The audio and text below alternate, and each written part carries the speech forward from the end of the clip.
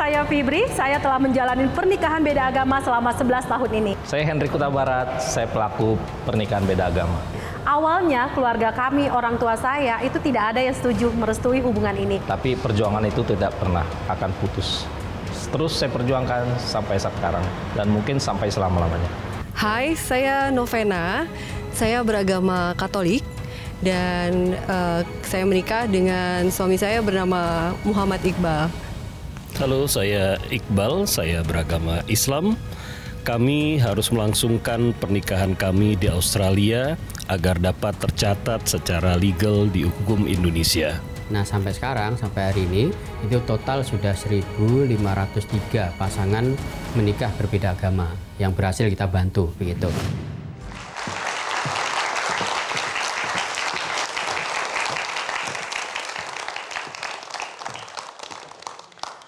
Ya, baru saja kita simak tadi tayangan dan testimoni mengenai pasangan-pasangan yang berbeda agama.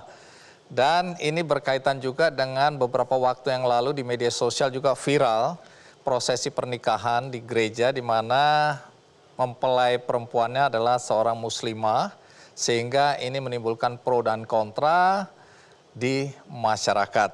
Masalah pernikahan beda agama ini sampai hari ini masih menjadi isu yang sensitif, muncul selalu pro dan kontra.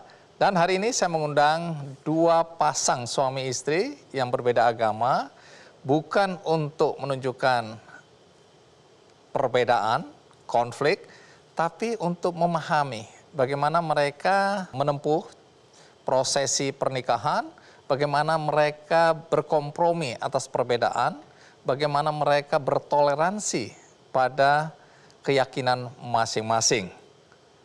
Untuk itu saya undang tamu kita yang pertama, Fibrianti dan Hendrik.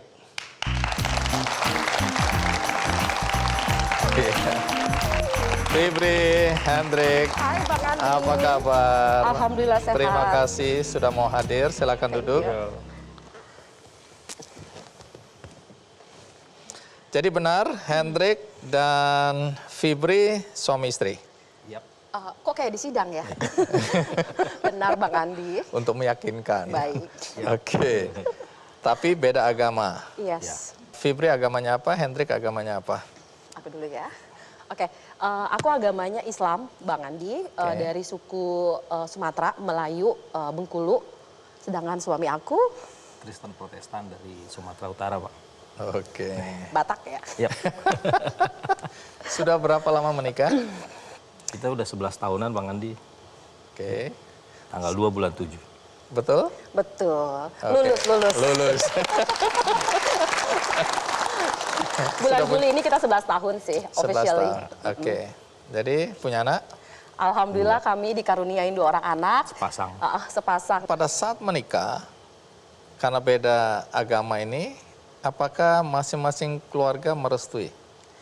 Kalau saya ya, kalau yang kenal Sumatera pasti tahu betapa fanatiknya ya, maksudnya Keras. kultur kerasnya gitu, karena kan di sana campur dengan adat juga. Jadi dari keluarga saya tentu saja karena nggak punya histori untuk beda agama, jadi sangat-sangat menolak sih awalnya. Oke, dari keluarganya Fibri menolak. Menolak. Kalau dari keluarga Hendrik? Ya, sama juga, Bang Andi. Oh, ada penolakan juga? Ada juga. Saya kan ya, Batak lah. Oke. Patrialistik sekali kan. Iya. Tahu sendiri anak lelaki seperti apa harusnya di Batak. Itu penolakannya cukup keras. Baik, Cowok menarik. satu-satunya ya. Oh, cowok satu-satunya Cowok lagi? satu-satunya. Oke, jadi kedua belah pihak keluarga pada dasarnya keberatan ya? Iya. Awalnya. Oke, nanti cerita. Iya. Tapi sekarang kita simak dulu tayangan berikut ini.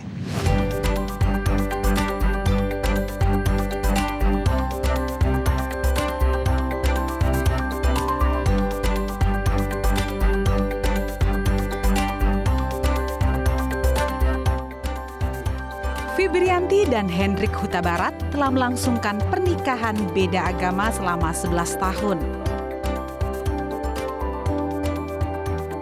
Mereka sudah saling jatuh cinta sejak di bangku SMA. Fibri beragama Islam, sementara Hendrik beragama Kristen Protestan.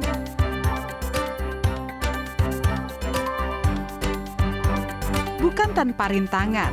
Sebelumnya, Fibri dan Hendrik sempat tidak mendapat restu dari keluarganya lantaran perbedaan agama. Meski demikian, Fibri dan Hendrik tak gentar untuk memperjuangkan cintanya. Sampai akhirnya, mereka berdua mampu meyakinkan keluarganya masing-masing.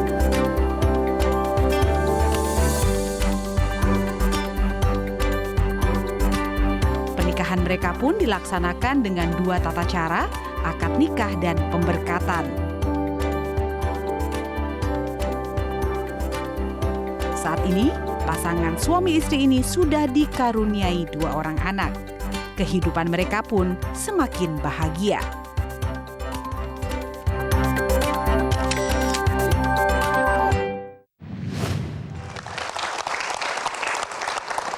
Jadi kapan dan di mana ketemu pertama kali? Flashback ya. Ini menarik karena kebetulan kami ini besar bersama di satu SMA, Bang Andi. Jadi waktu itu kita sama-sama ada di kelas 2 biologi, ya di kelas IPA, ya di SMA negeri di daerah Cengkareng. Jadi kita satu sekolah lalu di pertengahan kayak gitu biasalah mungkin cinta-cinta anak SMA ya. Bapak satu ini nembak saya gitu, kita jadian di situ. Jadi kami besar bersama. Jadi kalau ngedenger kisah cinta kita tuh kayak wow, lama banget, 16 tahun Bang Andi. Oh, 16 tahun pacaran. 16 tahun pacaran, kita baru married 11 tahun. Jadi mostly tuh ya 27 tahun tuh. Sampai sekarang. Lebih dari separuh umur aku tuh udah kenal bapak satu ini gitu kan. Jadi ini sebenarnya teman tapi mesra ya. Awalnya tuh, jadi kalau orang tanya kok bisa sih pacaran selama itu? Ya karena memang kan seiring dengan kami bertumbuh ya, kami bertumbuh dewasa gitu. Jadi dari SMA, lalu kami kuliahnya kebetulan sama nih. Tapi aku ngambil jurusan farmasi, suami aku ngambil teknik mesin. Jadi artinya setelah tamat SMA sempat berpisah? Enggak, kita satu kuliah. Jadi pada saat kita lagi ospek, saya kaget banget loh. Kok dia ada di sini? Padahal itu salah satu cara saya melarikan diri dari bapak ini supaya nggak jadi gitu. Karena kan saya pikir kita beda agama nih, saya dari keluarga yang fanatik karena saya cewek satu-satunya juga, suami juga dari Batak yang cukup keras juga gitu kan. Jadi saya pikir saya kan tipe orang yang realistis gitu kan Bang Andi kan. Saya pikir saya cukup cepet dewasa dulu. Jadi saya udah mikirin nih ke depannya tuh bakalan sulit banget. Jadi memang Jadi waktu itu sudah terpikirkan akan menemui kesulitan karena beda agama. Iya. Dari pihak Hendrik sendiri waktu itu ada pemikiran yang sama atau nggak mikir waktu itu? Punya pikiran yang pastinya Bang. Tapi mungkin karena kita masih jiwa muda mungkin sesimpel aja, nantilah gitu kan. Awalnya begitu kan, tapi ya menjelang kita semakin bertambah dewasa. Ini jadi persoalan serius, ini harus dipikirkan ya. Tapi dengan menuju ke sana juga kan cobaan itu ada terus Bang. Bukannya mulus seperti itu aja, cobaan terlewatin, loh kok ini malah jadi lancar ini, gitu Bang. 16 tahun lamanya pacaran, itu karena memang belum memutuskan untuk menikah atau karena ada faktor beda agama ini sehingga agak panjang pacarannya? Pertama itu ya Han ya, kita beda agama. Terutama dari pihak sayanya, saya realistis banget karena kan orang tua saya menentang berat nih gitu kan. Maksudnya dengan sering ngomelin saya gitu kan, nasihatin saya panjang lebar. Waktu tahu pacaran sama Hendrik? Yes, mereka tahu dari kelas SMA kelas 3-an sih ya. Pada saat pacar saya dulu, suami saya ini dulu tuh sering telepon gitu kan.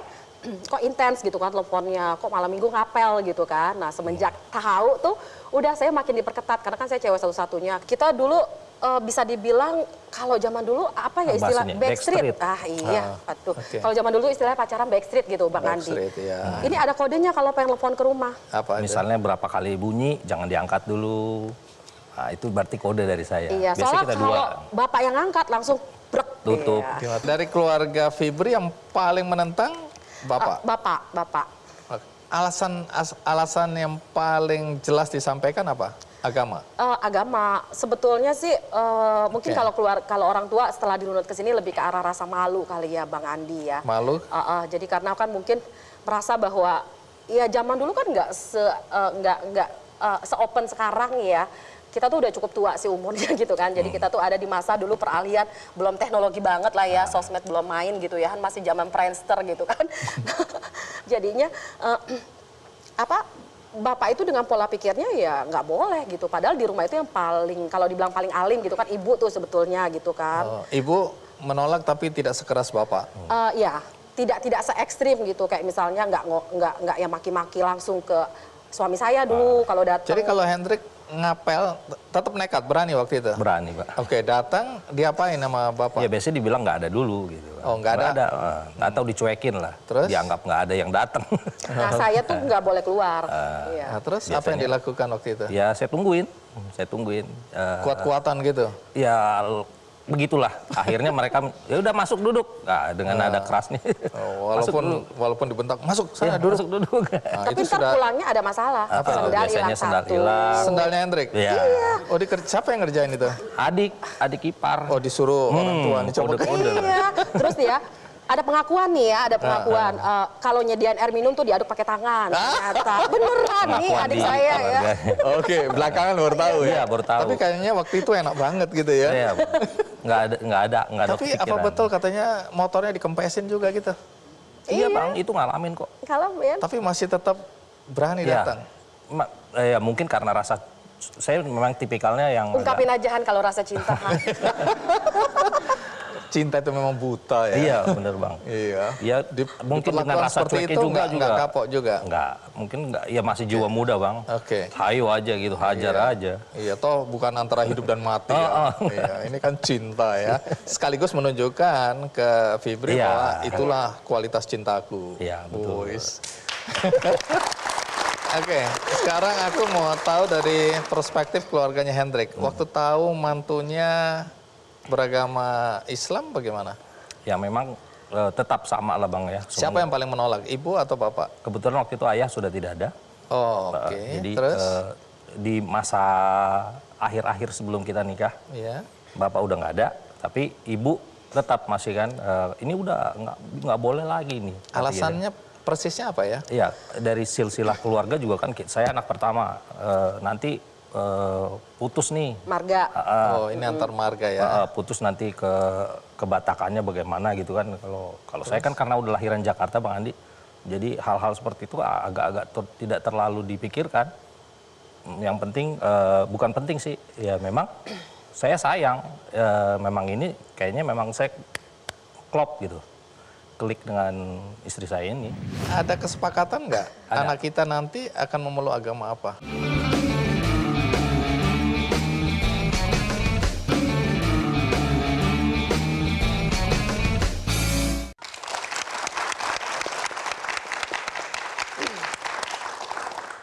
Akhirnya Fibri dan Hendrik menikah di usia berapa ya? Aku 31, suami aku jalan 33 ya, 32, 33.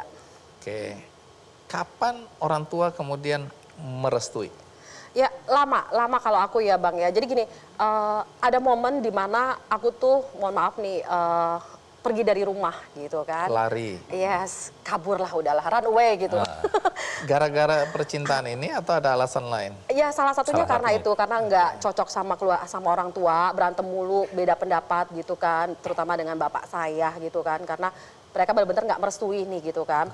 Dan waktu itu saya merasa punya kekuatan karena sudah mulai kerja gitu kan, dan saya nggak pernah diizinin untuk ngekos gitu. Akhirnya saya pindah gitu dari rumah terus ngekos, mulai di awal-awal kerja gitu kan. Nah dari situ tuh ibu saya yang paling shock banget. Nah, jadi dari situ akhirnya ibu saya cari saya, kita ketemu. Ingat banget waktu itu hujan gede banget ya, kita ngomong dari hati ke hati. Akhirnya ada satu momen saya bilang ke ibu saya, Mah, aku tuh nggak bisa banget dipisahin sama Hendrik gitu. Karena aku cocok banget, karena aku tipenya complicated banget Bang Andi. Ini pacar pertama aku nggak pernah pacaran sebelumnya. Yang bisa bertahan dengan segala komplikasi istri. Betul. Iya. Oke. Ya. Karena dia sabar banget. Komplikasinya apa sih? Banyak, kayak contohnya zaman... Katanya keras.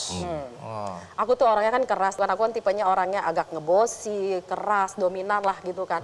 Nah bapak satu ini kayak sisi putih saya. Penuh pengertian, gitu. Iya. lebih banyak ngalah. Jadi, iya, jadi karena momen ketemu ibu dulu? Iya, momen ketemu ibu karena saya bilang, saya minta izin sama beliau gitu. Saya bilang, Mah saya pulang, kalau mama izinin saya tetap bersama Hendrik. Memang kamu mau nikah sama dia? Ya enggak juga, cuman jangan dilarang-larang lah. Itu kan kita belum punya ada rencana nikah karena saya baru awal-awal kerja ya. Nah akhirnya mama saya tuh ada satu omongannya kayak gini. Ya udah Yan, aku kan di rumah dipanggilnya Yanti ya. Ya udah Yan, kamu pulang, mama berjanji, kalaupun misalnya kamu menikah, kalaupun harus menanggung setengah dari dosa yang kamu lakuin, mama bersedia. Asal jangan pernah kamu tidak mengakui saya sebagai mama kamu. Kita nggak boleh putus sebagai mama dan anak. Jadi beneran ya. Ya Allah, sedih ya momennya itu, kalau di sinetron itu nangis air mata itu ya. Itu momennya bikin saya menyentuh. Jadi akhirnya pulang. Iya, akhirnya saya pulang. Tapi bapak saya, ayah, bapak gimana? Iya. Ibu yang menjelaskan ke bapak. Ibu tuh pergi menghadap ke saya itu nyari saya, karena sudah dapat restu. Pembicaraan dari bapak. Jadi mereka secara internal udah setuju gitu untuk merestui. Itulah ada momen titik balik ya, Yes. dimana akhirnya keluarga walaupun mungkin terpaksa hari itu, tapi bisa menerima. Kalau dari Hendrik bagaimana? Kalau saya lebih, Katanya ada paman yang keras ya, menolak ya. pamanku memang sampai dia tidak datang. Sampai hari pernikahan tidak mau datang. Tidak datang, tapi kan itu harus tetap berlanjut. Oke, jadi hidup orang tua saya. bagaimana menjelaskan kepada orang tua? Jadi kalau saya memang tidak lebih banyak bicara ke orang tua, Mas Andi, tapi lebih ke kakak saya yang nomor 1. Dia yang lebih banyak meyakinkan ke mama saya. Kita lewat perantara ya. Bukan berarti saya tidak ada komunikasi dengan mama saya, dia ada. Cuman di ujung-ujungnya beliau sih bilang, ya sudah kalau memang itu sudah pilihan kamu, ya kita tidak bisa lepas. Jadi kemudian pernikahannya ini dengan cara apa ya? Kita 2 agama tetap. Tadi itu ya? Iya. Kita jalanin dua-duanya. Dua-duanya. Prosesinya di Ustadz dulu. Apa itu? Bisa jelaskan Akad dua-duanya itu? Iya, jadi waktu itu pada saat saya menerima lamaran suami saya tuh bilang, Han, aku nggak mau nikah yang diumpet-umpetin. Aku nggak mau aku bilang Kristen atau kamu masuk Islam. Pokoknya kita harus apa adanya, aku pengen pesta kayak orang lain gitu. Pengen gini-gini, aku pengen wujudin mamaku bilang anak satu-satunya nikahnya mesti di hotel atau di apa. Nah, terbuka. Publik harus tahu. Yes. Oke, jadi waktu itu kita kumpulin uang, kepikiran akhirnya karena iklim waktu itu di Indonesia kayaknya kok kurang bersahabat untuk yang nikah beda agama kayak gini. Kita kepikiran untuk nikah di luar ya, Han ya. Awalnya. Udah cari-cari. Di mana waktu itu? Waktu itu saya dekat-dekat aja sih antara Singapura ataupun Thailand gitu kan. Terus? Karena memang perekonomian kita hanya sanggup di Asia gitu kan. Nah, tapi ternyata sepanjang perjalanan ke sini tuh kita dengar tentang para Madinah dulu. Tapi Cak Nurholis Majid meninggal. Disitulah kita ketemu nih dengan almarhum Mas Monif yang menikahkan kami penghulu dan juga Ustadz Pak Ahmad Nurholis, Mas Nur kita panggilnya. Nah, beliau ternyata adalah pecahan dari para Madinah ini yang dibimbing oleh Gus Dur membangun satu lembaga namanya ICRP. Nah, ini adalah lembaga Indonesian Conference, apa ya belakangnya, Religion and Peace. Yes, Religion and Peace. Jadi ini adalah wadah untuk mengumpulkan mereka nih yang berceceran karena beda agama supaya bisa dirangkul gitu kan. Saya tuh suka banget sama konsepnya. Akhirnya kita konsultasi sama beliau. Sudah berapa kali ketemu dengan Pak Mas Nurah. Dengan Mas Nur, dari situ akhirnya ternyata bisa ada jalan gitu untuk kita menikah di Indonesia dengan 2 prosesi. Saya tetap kepengen dinikahkan dengan bapak saya, suami saya, ibunya juga ingin tetap harus dinikahkan oleh pendeta Batak. Gitu. Dalam gereja. 2 event ini kedua orang tua hadir. Bahkan yang menikahkan. Jadi happy ending ini ya. Nah, kan persoalan nggak selesai sampai di situ. Belum. Karena yang jadi pertanyaan bagaimana dari perbedaan ini saling menghargai, komprominya di mana? Ini kan tidak ada salah satu yang kemudian memaksakan untuk kamu ikut aku aja, agamaku. Tidak ada. Jadi ada komitmen atau kesepakatan kita jalan dengan masing-masing agama kita. Ya. Saya mencintai suami saya karena dia Kristen. Jadi saya tidak ada hak apapun untuk merubah dia gitu kan. Jadi maksudnya dalam arti kalaupun pengen masuk pindah agama, mau Islam, mau agama lain. Atas kehendak sendiri. Yes, itu karena willingness. Tapi Hendrik ada nggak keinginan atau paksaan untuk agar Fibri? Tidak ada sama sekali. Jadi masing-masing jalan. Nah, kembali ke anak. Gampang. Kan dalam keseharian saya nggak tahu, Hendrik ke gereja atau tidak? Ya, setiap minggu ya. Oke, jadi waktu berangkat gereja, posisi Fibri bagaimana? Enggak masalah, saya siapin sarapannya Bang Andi. Oke, berangkatlah. Ya, berangkat. Anak-anak kan akan bertanya, Mama kok nggak ikut? Iya. Bagaimana menjelaskan ke anak-anak? Kebetulan anak masih kecil ya. Sekarang sih, kebetulan anak kita yang kelas 1 SD itu kita masukin ke sekolah internasional Katolik. Jadi Kristen, Islam, anak Katolik nih. Ada kesepakatan nggak anak kita nanti akan memeluk agama apa? Ada. Apa itu? Waktu awal-awal memang kita sebelum beranjak ke pernikahan memang sudah ada pembicaraan bahwa manusia itu harus punya agama dulu. Biar punya dasarnya lah yang kuat. Nah, karena agama itu kan untuk kemanusiaan ujungnya. Di cowok itu ikut kita dulu sementara, Ikut yang di Kristen. cewek ikut ibunya dulu. Tapi di momen tertentu. Oh, ini anak sudah bisa ngobrol nggak? Belum sudah yang nomor 1 sudah bisa. Adiknya belum. Adiknya belum. Tapi sudah diarahkan. Iya. Ini Muslim, ini Kristen. Kita sih Tertulisnya juga. Iya. Jadi akte. Aktenya juga begitu. Iya, akte sama kakak kita beda-beda. Jadi itu benar-benar Indonesia banget. Jadi anak saya yang pertama kita tulis Kristen, yang kedua Islam. Itu bukan lebih ke arah kita pengen mengkotak-kotakan mereka, enggak. Tapi lebih ke arah karena memang kita mau kasih plafon aja ya Han ya, dasarnya gitu. Karena kan mereka belum bisa milih agama. Tapi kalau mereka sudah nanti, dewasa, bisa berpikir sendiri dan tiba-tiba mau masuk agama lain, as long memang disetujuin di Indonesia, silakan go ahead gitu. Yang penting satu keyakinan aja dengan kami. Semasa masih kecil, paling tidak ada pegangan dulu, ada dasar. Betul. Karena semua harus beragama, Benar. gitu ya. Tapi nanti di ujung siapa milih agama apa silakan. Silakan. Asal Kalau jadi mereka orang baik. kemudian memilih agama yang bahkan bukan Kristen, bukan Muslim, Nggak apa-apa. Nggak apa-apa. 11 tahun sudah menikah dengan beda agama seperti ini, tantangan yang pernah dihadapi apa yang paling berat? Mungkin pencocokan pemikiran terus-menerus ya Han ya? Ya pasti. Bukan soal agama. Oh enggak. Artinya ini ya semua perkawinan ya, walaupun satu agama ya pasti Pasti ada penyesuaian. konflik. Tapi dalam konteks agama nggak ada tantangan. Ada sih satu masa saya terbangun tengah malam, terutama misalnya besok mau lebaran gitu kan ya. Aduh sedih, nggak ada suami gitu yang ikutan sholat id gitu kan ya. Apalagi waktu pandemi kemarin tuh terasa banget pada saat kita nggak bisa sholat id di masjid gitu kan. Nggak ada yang mimpin nih di di rumah gitu kan ya. Sebagai imam. Iya, cuman bagi saya itu hal yang wajar. Kalau saya nggak punya perasaan kayak gitu, saya bukan manusia gitu kan. Jadi kesedihan-kesedihan kayak misalnya nggak bisa saya alamin dengan orang yang satu agama itu pasti kita alamin ya Han ya. Kayak misalnya Saya ke gereja kadang Merasa sendiri juga. Nanti pendeta bilang, Pak Hendrik, mana ibu kok nggak pernah ikut? Emang Gitu. jomblo. Jomblo terus gitu Bang. tapi itu semua ya selaras lah dengan pengorbanan yang kita lakukan itu selaras dengan kebahagiaan yang kita dapat gitu kan Mas. Sampai hari ini itu bukan persoalan yang membuat kemudian hubungan jadi tidak nyaman ya? Insya Allah enggak. Tidak ada persoalan hari ini. Sampai sekarang tidak ada. Kita ributnya malah soal ekonomi ya Han. Kadang-kadang Itu nggak usah cerita itu. prinsip pemikiran aja Prinsip pemikiran lebih ke arah banyak debat.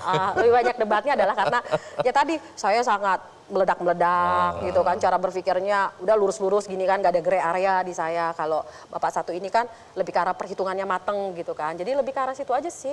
Kalau soal, karena kita tuh satu keyakinan biar beda agama ya Han ya, yaitu sama-sama yakin sama Tuhan itu cuma ada satu gitu. Hendrik, Fibri, terima kasih ya Baik. sudah berbagi cerita ya.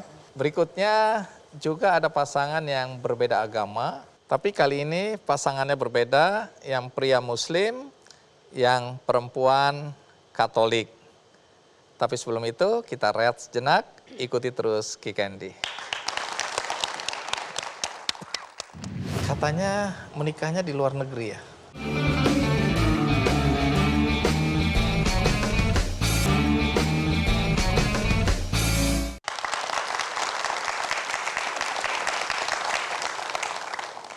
Masih bercerita tentang pasangan yang berbeda agama yang memilih untuk tetap menikah walaupun mereka berbeda. Kali ini sang suami beragama Islam dan istri Katolik. Siapa mereka? Mari kita sambut Novena dan Muhammad Iqbal.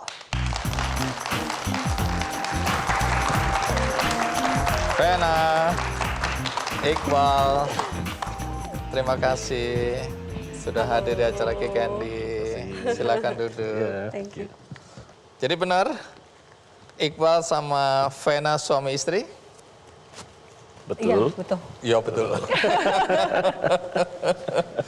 Jadi sudah berapa lama menikahnya? Dari 2017 masuk ke 5 tahun ya. Oke, menuju 5 tahun perkawinan ya. Iya. Jadi Iqbal Muslim, Muslim. Vena Saya Katolik. Katolik. Katanya menikahnya di luar negeri ya? Awalnya sih kita menikah di Jakarta, Oh di Jakarta. di Depok, Cimanggis Depok tepatnya sih. Oke. Itu pernikahan agama Mas Iqbal. Oke. Seperti itu. Terus 2019 baru kami melangsungkan di luar negeri.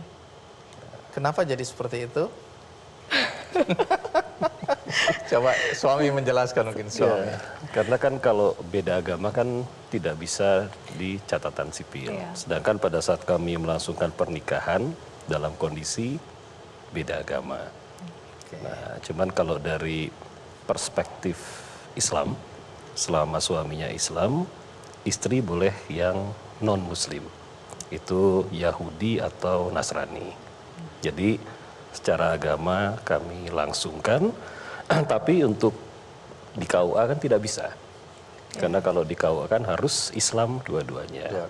Sedangkan di catatan sipil ini juga aneh. Kalau beda agama tidak bisa Dicatatkan. Jadi akhirnya harus dilaksanakan di luar negeri, malah bisa dicatat. Kan lucu. Sebenarnya kita jadi di luar negeri, buang devisa negara kan? Devisa negara, Pada akhirnya iya. hanya untuk bisa dicatat di Indonesia. Nanti cerita ya prosesnya ya. Nanti kita Setelah cerita. menikah di luar negeri, waktu kembali apakah bisa dicatatkan atau tidak? Nanti jelaskan. Ya. Terus tentu saja bagaimana mengatasi perbedaan ini ya dalam menjalankan rumah tangga yang sudah masuk ke tahun kelima ya. Iya.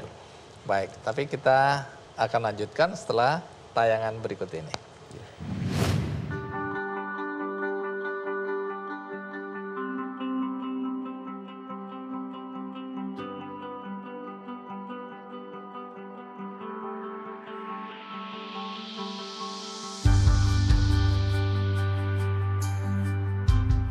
Novena Sari dan Muhammad Iqbal, mereka berdua menjalani perkawinan beda agama.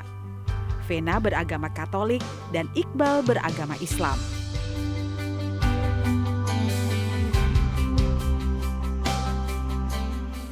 Ya baiklah dia, perhatian, baik ya. Sama keluarga juga mau gitu, mau merangkul gitu, ya udah. Kalau Mas Iqbal memang begitu. Dari pertama kenal juga udah, kan biasa suka kumpul gitu, ngobrol. Ya kakak-kakaknya ya mendukung. Iya. Sampai sekarang Mas Iqbal juga mensupport. Ya harus saling mengerti lah, karena udah beda agama ya.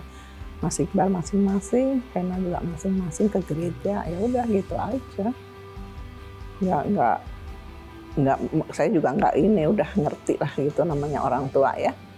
Anak-anaknya udah pada seneng, kita ikut seneng lah gitu aja. Iya, pokoknya bahagia bagi mereka ya udah. Kita orang tua ya ikut kita, mendukung ya.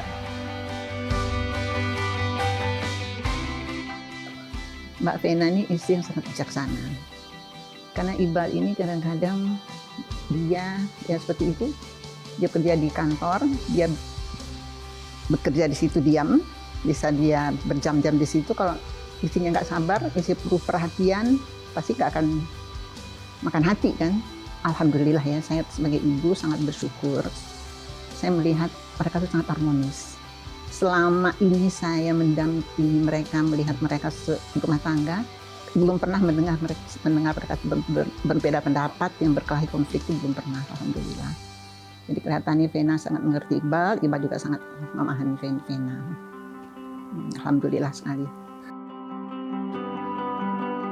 Saya terima nikah dan kawinnya Novena Wijayasari binti Laurentius Soekarno dan Yohana Francisca Sri Pujiningsih dengan mas kawin seperti tersebut diserahkan tunai. Perkawinan mereka berdua dilangsungkan secara agama pada tahun 2017. Kemudian dilanjutkan secara negara di Australia pada tahun 2019.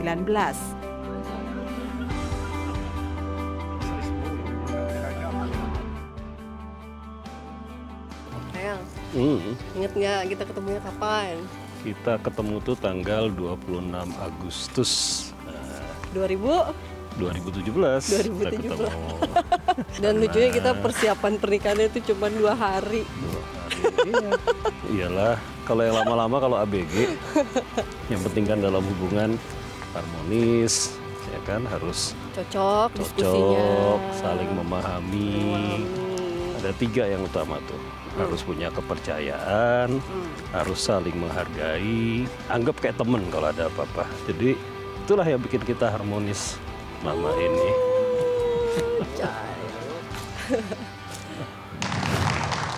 Iya. Terus tapi nikahnya katanya persiapan 2 hari. Kenapa 2 hari? Kok kayak buru-buru amat? Jadi sebenarnya acara yang dilakukan untuk pertemuan kedua keluarga tadinya hanya perkenalan. Terus karena sambil kita cari-cari tanggal, Sabtu malam Minggu acara pertemuan keluarga. Nah Jumat malam Sabtu kita dapet tanggal weton. Oh, wetonnya. Jadi seperti kalau orang Jawa itu Dari Jawa. saya Jogja Solo, Iqbal? Mas Iqbal Padang Jogja. Padang Jogja. Oke, jadi wetonnya bilang 2 hari kemudian harus menikah atau tanggal yang tepat untuk tanggal menikah? yang tepat. Jadi kalau misalnya tidak di tanggal tersebut, Harus yang nunggu? bagus itu harus menunggu 5 tahun kemudian. Hah? 5 tahun? Iya. Pantes langsung loh, udah 2 hari deh. Ya sudah dipikirnya kita juga sama-sama sudah bisa berpikir matang ya. Jadi saya menganggap bahwa saya mampu kok menghandle seseorang ini gitu Mas Iqbal. Pacaran berapa lama? 3 bulan, 4 bulan, 3-4 bulan. Pacaran berapa lama? 3-4 bulan. 3-4 bulan. Ada ini loh, Bung Andi, ada orang tertentu bahkan 3 hari langsung nikah loh. 3 hari langsung nikah. Ada yang memang 6 tahun pacaran, kawinnya cuma 3 bulan pisah. Nah, itu dia. Iya. Tapi ada yang baru 3 hari Iya, bisa awet bisa sampai awet. kakek nenek. Iya. Jadi Iya. ukuran pacaran Betul. nggak menentukan panjangnya perkawinan. Iya, jadi kita Tapi 3 sama-sama bulan baru ketemu. baru ketemu. Ini beda agama loh. Apakah tidak ada waktu itu ya? Iya. Pemikiran kita ini beda agama ini. Kan harusnya saling memahami dulu masing-masing. Itu bagaimana kondisi dan situasi hari itu? Ya sebenarnya kayak sepertinya tuh Mas Iqbal sudah memahami saya juga bisa langsung klik gitu. Dalam 3 bulan? Ketika itu, Tapi iya, persoalan beda langsung. agama ini pernah nggak dibahas sebelum memutuskan menikah? Mas Iqbal sendiri yang bilang bahwa kita kan berbeda, kamu gak usah pindah ya. Seperti itu. Oke. Karena mungkin juga paham wataknya saya seperti apa. Dalam 3 bulan udah paham otaknya ya? Ini canggih memang. Hebat, canggih. Mas Iqbalnya canggih memang. Tapi ada satu alasan lagi, Bung. Apa itu? Jadi di keluarga istri ini kakaknya 4 muslim. Sudah semua. muslim semua. Sedangkan ibu dan bapaknya masih Katolik. Ya. Jadi yang situ saya lihat adalah sisi kemanusiaan. Oke. Jadi nanti perbedaan di keluarga. orang tuanya nanti kalau ke gereja siapa yang menemani? Kalau sekiranya saya ajak pindah. Jadi Sampai ke sana pemikiran. Iya. kita kan kayak gitu kan kemanusiaan ya. Kemanusiaan Kita utamakan. diutamakan. Rasa kemanusiaan Iya. keluarga. Oke, lepas bahwa pasti ada pro dan kontra ini ya. Ada yang pasti nggak setuju dengan pemikiran seperti ini. Tapi itu yang dipahami oleh Iqbal waktu melihat agama yang dipeluk oleh Vena ya. Iya. Sedikit ada persamaan dengan saya juga ya. Mertua saya, saudara-saudara istri saya semua Muslim. Ya, saya Kristen, istri saya waktu itu Katolik. Jadi ada masalah juga di catatan sipil walaupun Katolik dan Kristen. Betul. Ya. Nah, tapi ya calon mertua saya luar biasa ya, suami istri, mertua saya perempuan, dia nggak terlalu mempersoalkan. Jadi waktu tahu bakal mantunya Protestan, nggak ada sedikit pun keberatan. Karena istri saya waktu masih remaja memilih, jadi orang tua tetap Muslim, dia satu-satunya perempuan yang memilih jadi Katolik dan orang tuanya mengizinkan. Ketemu Protestan, jadi agak rumit juga Bu Adi. Lebih rumit. Coba diurut, untuk saya tolong diurut tadi. Betul. Oke, tapi sampai hari ini kami bahagia, nggak ada perbedaan ya. Ini kok jadi cerita tentang aku ya? Salah. Harusnya nanya kok malah cerita tentang aku ya. Nah, jadi tidak terlalu banyak hambatan di dalam memutuskan untuk menikah. Ya, Ada penolakan nggak dari mungkin keluarga orang tua? Artinya orang tua nggak keberatan, tapi dari keluarga-keluarga ada pertanyaan nggak? dari keluarga saya tidak ada. Tidak ada. Sudah terbiasa dengan Perbedaan itu. perbedaan yang ada. Ya kalau ibaratnya kita saling asah, saling asuh di dalam keluarga. Jadi agama benar-benar kita saling support malah sama. Oke, dari pihak Iqbal juga nggak ada pertanyaan atau penolakan mungkin atau keberatan dari pihak keluarga besar? Hampir nggak ada. Oke. Jadi karena memang kalau dari agama yang saya yakini itu selama menikah dengan non-muslimnya, selama itu ahli kitab, itu dibolehkan. Oke. Jadi tidak ada penolakan. Walaupun dari keluarga besar terutama yang ayah ya, dari yang bapak kan kalau Padang kan agak sedikit keras lah. Itu sempat ada ya selentingan, tapi nggak ada yang berani bicara langsung ke saya. Kayaknya agak-agak takut. Ngeliatin Iqbal ini takut. Saya juga mulai takut ini bertanya ini. Kalau sudah pasangan setuju, beda agama ya, orang tuanya setuju, terus negara ada alasan apa lagi untuk tidak mencatatkan?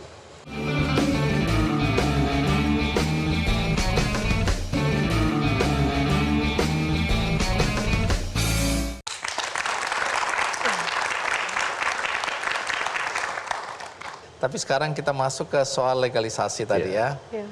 Sudah menikah ya, prosesinya secara muslim tadi ya, kita lihat.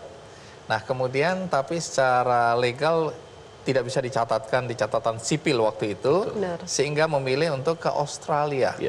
Jalan pikirannya apa sehingga harus ke Australia? Jadi inilah yang menurut saya aneh ya.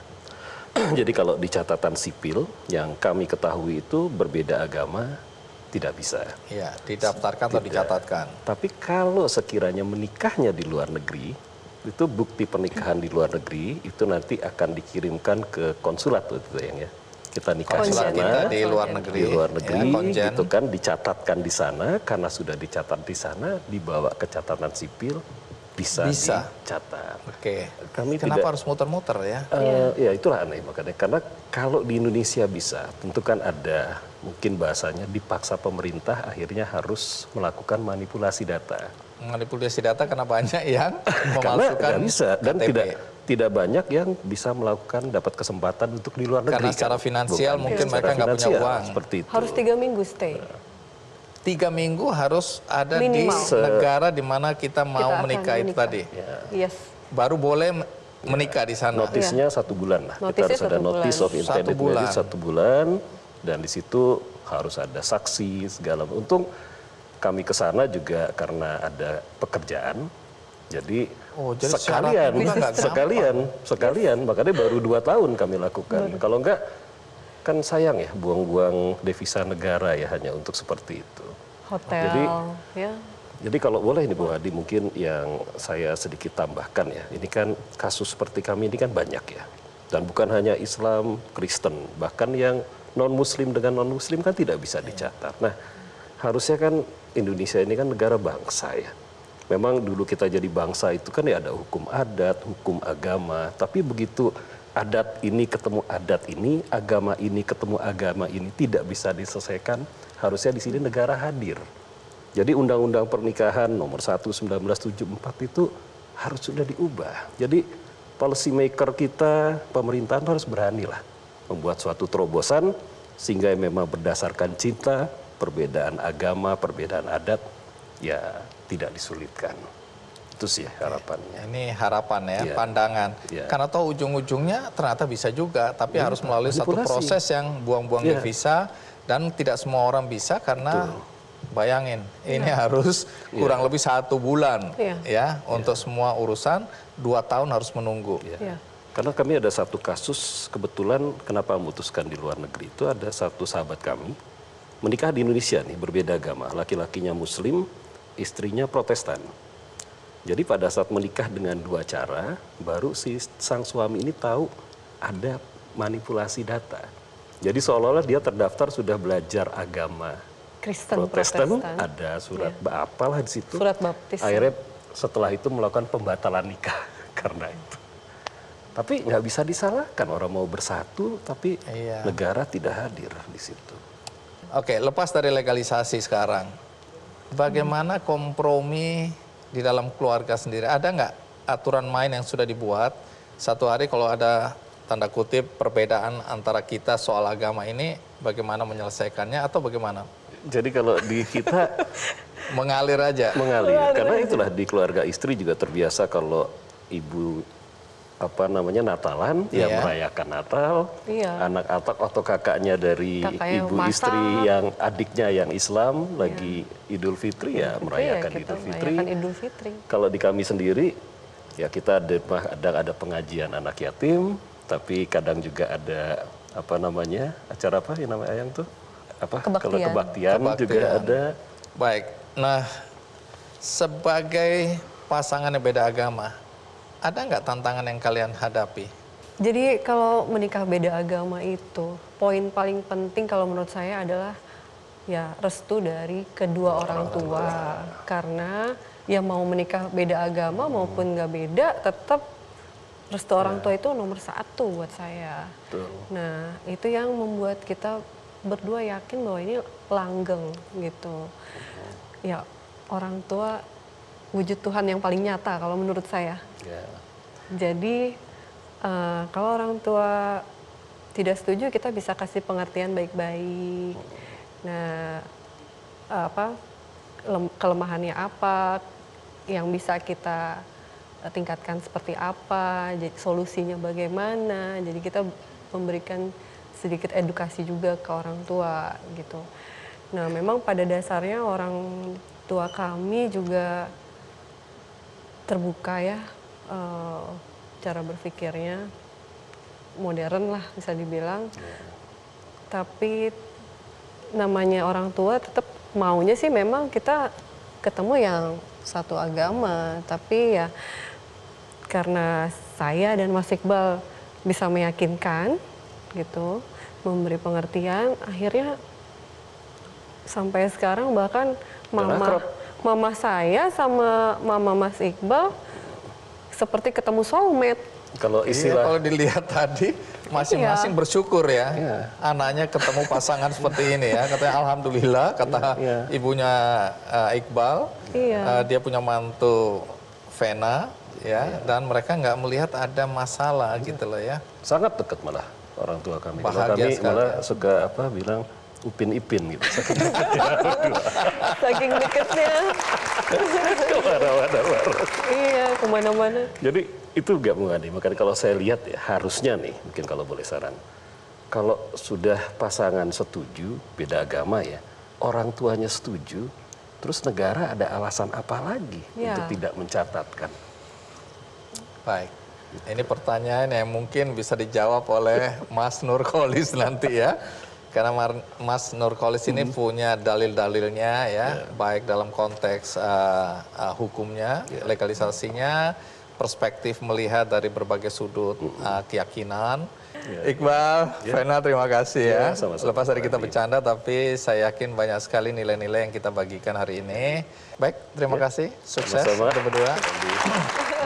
Bahwa Anda pernah menjadi konsultan, konselor, menjadi fasilitator pernikahan beda agama 1.500-an pasangan, betul? Iya, betul Bang.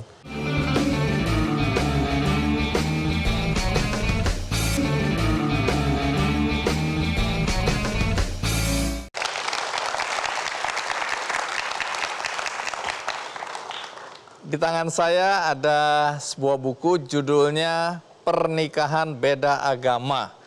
Nah, kesaksian, argumen keagamaan, dan analisis kebijakan. Penulisnya adalah Ahmad Nurkolis dan Ahmad Baso.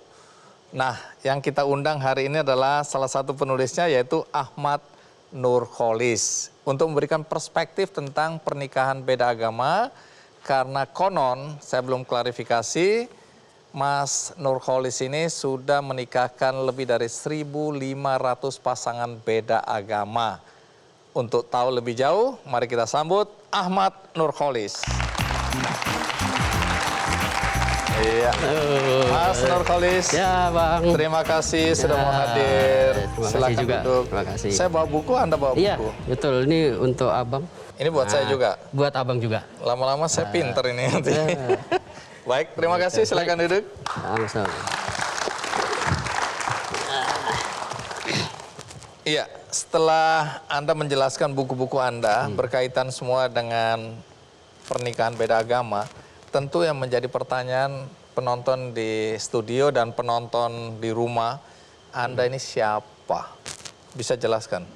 Ya, Bang Andi, saya bergiat di ICRP, Indonesian Conference on Religion and Peace, sebagai Direktur Program.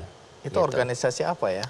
Organisasi interfaith, jadi lembaga lintas agama yang salah satu pendirinya almarhum Gus Dur. Gitu. Oke, tujuannya apa waktu didirikan dulu? Tujuannya ICRP dijadikan sebagai rumah bersama ya bagi komunitas agama-agama. Jadi punya misi bagaimana kebinekaan yang kita punya itu harus dijaga. Lalu bergandeng tangan pula untuk sama-sama menjaga kerukunan dan juga perdamaian. Gitu. Oke, kalau pendidikan formal Anda apa?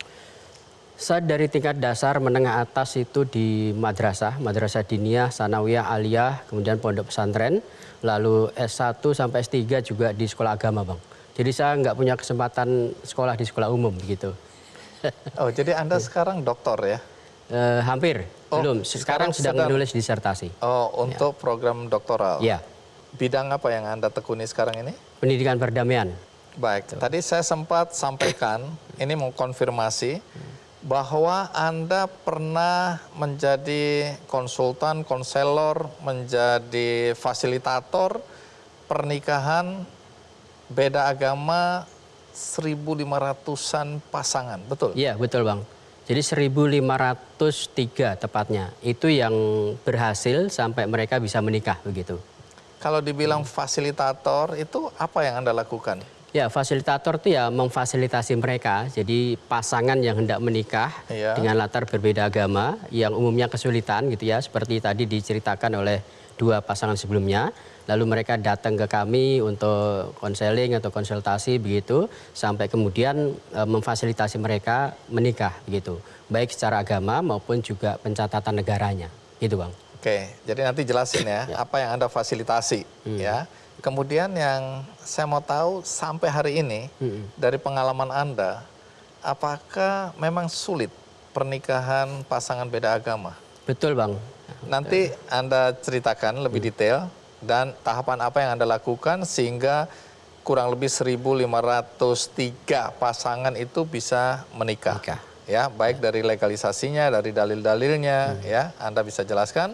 Tapi sekarang kita lihat dulu liputan berikut ini. Di tengah kehidupan umat beragama di Indonesia, ternyata banyak terjadi pernikahan dengan dua keyakinan yang berbeda. Saat negara tidak mendukung, beberapa pasangan beda agama ini mencari jalan keluar dengan tetap melangsungkan pernikahan. Salah satunya melalui Indonesian Conference of Religion and Peace atau ICRP. Ialah Ahmad Nurholis, Direktur Program ICRP yang berperan sebagai konselor dan mengadvokasi lebih dari 1.000 pasangan beda agama di Indonesia. Dalam praktiknya, Nurholis membantu proses akad nikah hingga pencatatan dan pendaftaran dokumen ke kantor catatan sipil. Pria kelahiran tahun 1974 ini juga memberikan bimbingan konseling dan menjadi penghubung di saat calon mempelai beda agama yang datang padanya menemui konflik internal ataupun terhalang restu keluarga. Hingga kini Nurholis masih aktif membantu dan membuka jalan para calon mempelai beda agama untuk melangsungkan pernikahan. Baginya, menikah itu adalah hak sipil warga negara yang tidak bisa diganggu-gugat maupun dikurangi. Nah, dari pengalaman Anda dan teman-teman ya, yang menikahkan pasangan beda agama, apa tantangan utama yang selalu dihadapi? Ya, tantangan terbesar dan itu yang utama adalah restu orang tua, Bang. Jadi dari lingkaran keluarga gitu ya. Jadi dari sekian ribu mereka yang datang ke kita, ya mungkin boleh dibilang 70% tantangan bagi mereka yang berbeda agama, ya dari orang tua. Jadi bagaimana mereka mendapatkan restu itu, begitu. Biasanya apa yang Anda lakukan untuk meyakinkan atau mengatasi masalah ini? Ya, orang tua tidak serta-merta bisa memberikan restu, lagi-lagi ya karena menurut mereka secara agama itu tidak dimungkinkan gitu ya. Lalu pemahaman mereka, negara juga tidak mungkin bisa mencatat atau mengesahkan begitu. Nah, oleh karena itu biasanya kita memberikan pencerahan di situ gitu ya. Misalnya dari aspek keagamaan lah. Melalui penelitian yang kami lakukan, yang bukunya tadi saya sampaikan ke Bang Andi. Yang mana? Yang ini? Ya, betul. Nah, itu menunjukkan bahwa di agama apapun itu selalu terdapat dua pandangan gitu ya. Jadi ada yang melarang dan itu yang mainstream memang di agama apapun kecuali Katolik. Kalau Katolik memang nyaris tidak ada persoalan begitu. Tapi di agama yang lain ya muncul dua pandangan itu. Sebagian besar adalah melarang, tetapi juga selalu ada pandangan yang memperbolehkan. Itu di agama apapun. Nah, itulah yang kemudian dijadikan semacam peluang gitu ya bagi mereka yang hendak menikah berbeda agama untuk bisa melangsungkan cita-cita mereka membangun rumah tangga begitu. Anda kan mendalami agama Islam ya, bahkan dari kecil ya, di pondok pesantren, madrasah dan bahkan sampai doktoral Anda ini juga ada konteks dengan persoalan agama. Iya. Nah, kalau dari perspektif itu apa persoalan utama yang dilihat dari perspektif agama Islam? Ya, menurut saya memang selama ini kita umumnya itu hanya memahami bahwa agama itu melarang, kira-kira gitu. Pandangan itu yang menjejali pemikiran di masyarakat kita atau pemahaman mereka gitu ya. Bahwa kemudian di hampir semua agama itu ada pandangan yang membolehkan, itu hanya sedikit orang yang tahu. Nah, oleh karena itu saya merasa penting untuk melakukan edukasi gitu ya. Terutama dari sudut pandang Islam bahwa di satu sisi memang ada pandangan yang melarang, tetapi di sisi lain ada pandangan yang memperbolehkan. Jadi detailnya itu Bang Adi, kalau di Islam itu ada 3 madhab atau 3 pandangan gitu ya. Pandangan pertama itu adalah pandangan yang melarang. Nah, jadi mau laki mau perempuan pokoknya kalau beda agama nggak boleh gitu. Nah, biasanya mereka tuh mengacu 2 ayat dalam Al-Quran. Al-Baqarah ayat 221, lalu kemudian Al-Mumtahan ayat 10. Nah, itu sebetulnya larangan menikah dengan orang musyrik atau orang kafir. Jadi oleh kelompok ini non-muslim itu disebut sebagai kafir atau musyrik sehingga tidak boleh dinikahi. Lalu kemudian mazhab kedua, yang kedua membolehkan sepanjang yang muslim itu laki-lakinya gitu ya. Seperti Iqbal tadi ya. Iya, Iqbal dengan Novena. Betul. Nah, itu biasanya mengacu pada Al-Maidah ayat 5. Memang di ayat itu menjelaskan bahwa seorang laki-laki muslim itu boleh menikah dengan perempuan beriman dari kalangan Ahlul Kitab. Jadi kelompok ini tidak serta-merta menyebut non-muslim itu sebagai kafir atau musyrik. Karena Quran sendiri ketika berbicara tentang Ahlul Kitab itu mengacu pada Nasrani, Yahudi, Sabiin atau Sabian gitu ya. Lalu kemudian dalam sejumlah tafsir diperluas cakupan dari Ahlul Kitab itu. Jadi semua non-muslim lah yang percaya pada Tuhan Yang Esa, lalu kemudian memiliki kitab suci, kemudian beramal saleh atau berbuat baik, maka masuk dalam kategori Ahlul Kitab. Sehingga boleh dinikahi oleh orang Islam, begitu Bang. Hanya mazhab yang kedua ini berhenti pada ketika laki-lakinya yang muslim, tidak sebaliknya. Kalau sebaliknya bagaimana? Sebaliknya itu mengacu pada ayat yang sama gitu ya. Lalu mereka memunculkan 3 argumen. Pertama, prinsip penerapan hukum di dalam Islam itu tidak berlaku diskriminatif.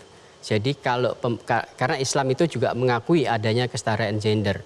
Jadi ketika pembolehan itu diberikan pada laki-laki, maka boleh juga bagi perempuan gitu. Kemudian yang kedua adalah di dalam Quran itu tidak ada satupun ayat, ini kalau kita baca seluruh ayat di dalam Al-Quran ya, yang jumlahnya ada 6.666 ayat, tidak ada satupun ayat yang menjelaskan soal larangan muslimah menikah dengan laki-laki non-muslim. Nah, tiadanya larangan itu dimaknai sebagai pembolehan gitu Bang. Baik, ini lalu kan tafsir Anda ya. Iya, nah ada argumen yang ketiga ini yang sebetulnya jauh lebih penting. Ini adalah praktek yang dilakukan oleh Nabi Muhammad gitu ya. Nabi Muhammad itu 2 istrinya non-muslim. Ada Maria Al-Qibtiyah, penganut Kristen Koptik dari Mesir, lalu ada Sofi yang beragama Yahudi. Keduanya itu dinikahi oleh Muhammad tanpa meminta mereka untuk masuk Islam terlebih dahulu. Bahwa kemudian keduanya masuk Islam setelah pernikahan itu iya, tetapi tidak melakukan pernikahan ulang. Atau kalau dalam Islam itu tajdidun nikah begitu. Jadi intinya adalah praktik pernikahan beda agama itu bukan sesuatu yang baru dalam sejarah peradaban Islam. Sudah ada sejak masa Rasul Muhammad gitu, Bang. Itu yang menjadi dasar Anda kemudian memfasilitasi konseling untuk pasangan-pasangan beda agama. Betul. Termasuk di dalamnya adalah yang muslimah dan non-muslim. Iya. Ini kita nggak mempertentangkan karena pasti ada pro dan mereka yang tidak sepaham dengan Anda ya. Banyak. Oh banyak ya. Tapi dari perspektif sebaliknya, agama non-muslim melihat perkawinan yang berbeda agama ini apa yang Anda lihat atau dari pengalaman Anda? Ya, kalau dari riset yang kami lakukan, misalnya kalau di Protestan ya, itu juga ya secara umum banyak gereja-gereja yang masih melarang begitu. Lalu kemudian muncul beberapa gereja atau sinode yang memperbolehkan, di antara misalnya GKI ya, Gereja Kristen Indonesia, lalu Gereja Kristen Jawa, lalu ada Gereja Kristen Nusantara begitu. Jadi semakin tahun perkembangannya membaik. Jadi semakin banyak gereja atau sinode yang mau memfasilitasi pernikahan beda agama gitu, Bang. Oke. Alasan utama dari gereja-gereja ini untuk melarang ya pemeluk agamanya untuk menikah dengan agama yang berbeda apa yang Anda tangkap? Ya, kalau bagi mereka yang melarang itu biasanya mengacu pada ayat ini bahwa antara yang terang dan gelap itu tidak mungkin bisa dipersatukan begitu ya. Nah, tapi persoalan siapakah yang gelap dan siapa yang terang, inilah yang kemudian memunculkan penafsiran yang lain juga begitu. Tapi kenapa ada di beberapa kota yang kemudian kantor catatan sipilnya menerima pencatatan perkawinan yang berbeda, tapi di tempat lain nggak diterima? Kenapa itu bisa begitu?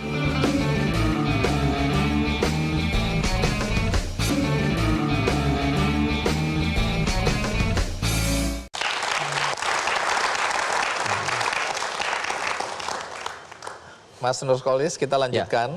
Sekarang dalam perspektif legalisasi. Tadi kedua pasangan mengakui atau mengalami kesulitan untuk mencatatkan pernikahan mereka di kantor catatan sipil. Apa kasus yang Anda temui di lapangan? Ya, hampir sama gitu ya. Nah, itu bermula karena terkait dengan pernikahan itu kan kita punya undang-undang ya nomor 1 tahun 74 itu tentang perkawinan.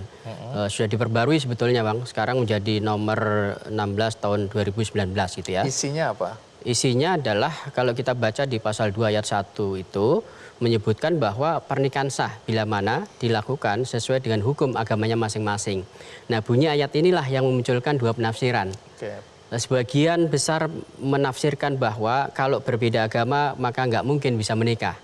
Karena nggak akan ada yang bisa menikahkan begitu. Tetapi di sisi yang lain tidak menjadi persoalan. Jadi kalau pasangan itu berbeda maka bisa menikah melalui dua tata cara. Seperti tadi Mbak Fibri dan Mas Hendrik itu ya. Jadi secara Islam dilakukan dengan akad nikah, lalu secara Kristen dilakukan dengan pemberkatan. Maka itu maknanya sah menurut agamanya masing-masing. Sehingga kan bisa dicatatkan. Bisa dicatatkan. Nah, soal pencatatan itu kan memang menjadi tugas negara. Jadi domain pengesahan itu ada di agamawan gitu ya. Kalau secara Kristen ya ada di pendeta, kalau secara Islam ada di pembimbing pernikahan atau kita biasa menyebutnya sebagai penghulu begitu. Nah, tugas negara adalah mencatat apa yang sudah disahkan oleh agamawan atau lembaga agama begitu. Karena mencatat itu bukan berarti mensahkan ya? Bukan, kalau saya memaknai demikian. Karena sah itu di masing-masing agama. Betul. Tapi ini kan hanya mencatat gitu maksud Anda? Iya, jadi negara itu hanya meregister saja lalu memberikan bukti pencatatan itu. Oke, jadi bukan berarti kemudian ada perasaan bersalah ketika mensahkan itu ya. Kan ada masing-masing kantor pencatatan sipil ini kan merasa kemudian itu dia ikut mensahkan perkawinan itu, begitu ya? Iya. Padahal bukan itu, kan bukan dia hanya itu mencatat. Sebetulnya, iya. Nah, tapi kenapa ada di beberapa kota yang kemudian kantor catatan sipilnya menerima pencatatan perkawinan yang berbeda, tapi di tempat lain nggak diterima. Kenapa itu bisa begitu? Ya, itu yang terjadi di lapangan. Jadi pemahaman masing-masing kantor catatan sipil itu memang berbeda-beda, sama seperti pemahaman masyarakat kita, Bang. Jadi ini soal tafsir lagi nih? Iya. Dan itu sudah berlangsung lama, karena itu kan misalnya kasus 86 ya, itu pasangan berbeda agama yang viral kalau dalam bahasa kedua setelah dulu pernikahan Lydia Kando dan Jamal Mirdad itu ya. 86 itu ada pasangan Islam dan Kristen, mereka menikah tetapi ditolak di catatan sipil. Lalu kemudian mencari keadilan ke pengadilan negeri, ditolak juga, banding ke pengadilan tinggi, ditolak juga, lalu kasasi ke MA. Nah, MA itu mengatakan bahwa Indonesia ini tidak punya hukum atau peraturan perundang-undangan yang melarang dua orang yang berbeda agama untuk tidak bisa menikah. Karena itu kemudian MA memberikan putusan bahwa mereka bisa dicatat karena sudah sah secara agama begitu. Nah, itulah yang kemudian kita kenal dengan putusan nomor 1400 tahun 86-89 begitu. Nah, itu juga yang kemudian dijadikan jurisprudensi hukum bagi kantor Dukcapil untuk mencatat pasangan yang berbeda agama gitu, Bang. Tapi nah, masih ada yang menolak. Masih ada yang menolak gitu. Okay. Nah, di luar itu kita juga memiliki Undang-Undang nomor 39 tahun 99, Bang. Itu tentang hak asasi manusia. Nah, soal pernikahan, meneruskan keturunan itu diatur di pasal 10 begitu. Jadi sebetulnya memilih pasangan, menikah atau berkeluarga, meneruskan keturunan itu merupakan hak dari setiap orang yang tidak bisa dikurangi, nggak bisa dihalangi begitu. Nah, kembali lagi, ini kan karena sulitnya legalisasi ini, kemudian yang Anda temui atau yang banyak kita lihat itu soal manipulasi data ya. Iya. Yang terjadi apa yang Anda lihat? Ya, sekarang itu kan nyaris tidak ada lagi Dukcapil yang mau mencatat bila mana di KTP mereka itu berbeda. Nah, oleh karena itu apa yang kemudian dilakukan oleh pasangan berbeda agama? Bagi mereka yang punya uang, maka seperti yang dilakukan oleh Mbak Vena dan Mas Iqbal tadi, keluar negeri ya, sekalian jalan-jalan atau honeymoon begitu. Yeah. Tetapi bagi mereka yang tidak cukup punya uang, maka yang dilakukan adalah ya menyamakan agama dulu di KTP. Gitu. Nanti setelah menikah pasti mereka akan ubah lagi. Itu yang dilakukan begitu. Bahkan beberapa pasangan yang menyampaikan ke saya sewaktu mereka itu mengurus surat-surat N1, N2, N4 itu ya di kelurahan, orang kelurahannya itu juga ngajarinya begitu. Okay. Nah, itu di beberapa kelurahan itu ada yang tidak mau memberikan. Karena kalau beda agama nggak akan bisa menikah gitu ya. Jadi pemahaman orang kelurahan itu juga demikian, nggak bisa. Ini, ya, jadi saran mereka itu, ini yang pernah disampaikan beberapa pasangan ke saya, sudah Mas, Mbak, ini disamain aja dulu KTP-nya, agamanya gitu ya. Nanti pindah lagi atau ganti lagi soal lain, yang penting cepat aja. Nah, itu kan sebetulnya ironi ya, salah satu kelucuan di negeri kita lah gitu ya. Jadi aparatur sipil negara itu malah mengajarkan untuk tidak jujur kepada masyarakat. Tapi Anda kok bisa menikahkan 1.500 pasangan dan ini semua tercatat atau tidak tercatat? Semuanya tercatat, Bang. Nah, bagaimana bisa?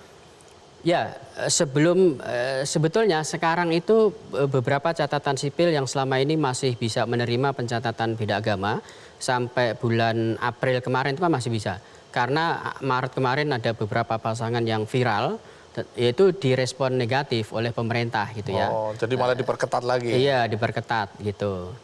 Memang tahun 2019 itu ada edaran dari MA. Nomor 231 30 Januari 2019. Nah, itu memang menyebutkan negara tidak mengakui pernikahan beda agama. Tetapi kalau di antara mereka itu menundukkan hukum ke agama pasangannya, baru bisa dicatat gitu.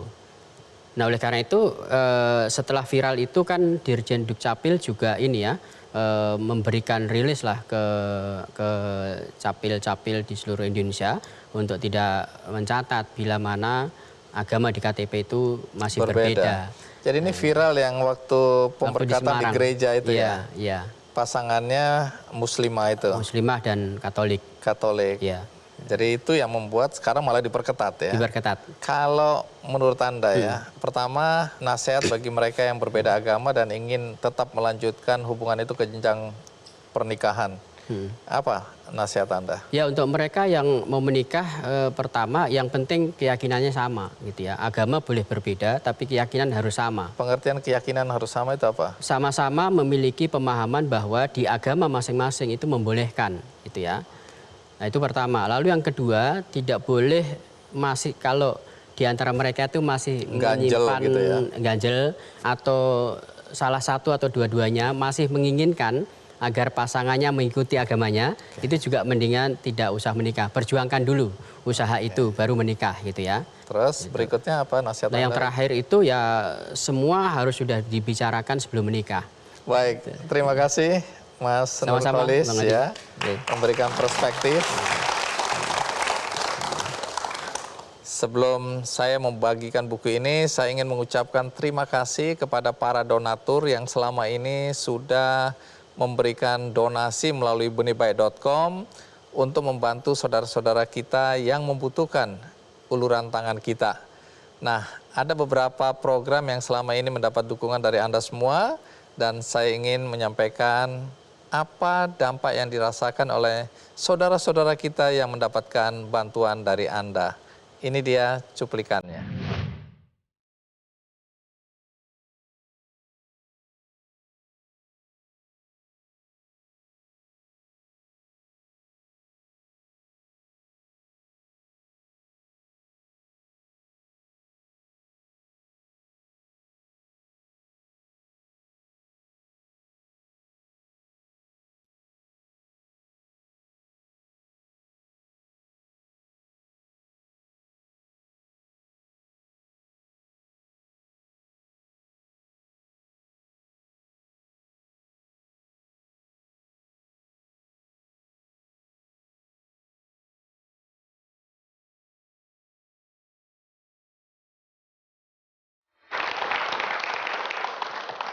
Ya, sekali lagi terima kasih untuk Anda yang sudah berbagi kepada saudara-saudara kita yang membutuhkan uluran tangan melalui benihbaik.com.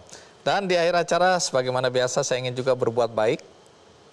Bagi Anda yang ingin mendapatkan buku ini, caranya mudah, ikuti aja kuisnya di Twitter, Instagram, dan Facebook Kick Andy Show. Dan bagi Anda yang tadi tidak mengikuti episode ini dari awal, jangan khawatir, karena ini ditayang ulang di metrotvnews.com. Juga ada cuplikannya di YouTube Kick Andy Show. Dan akhirnya semoga episode kali ini memberikan inspirasi bagi kita semua. Sampai jumpa.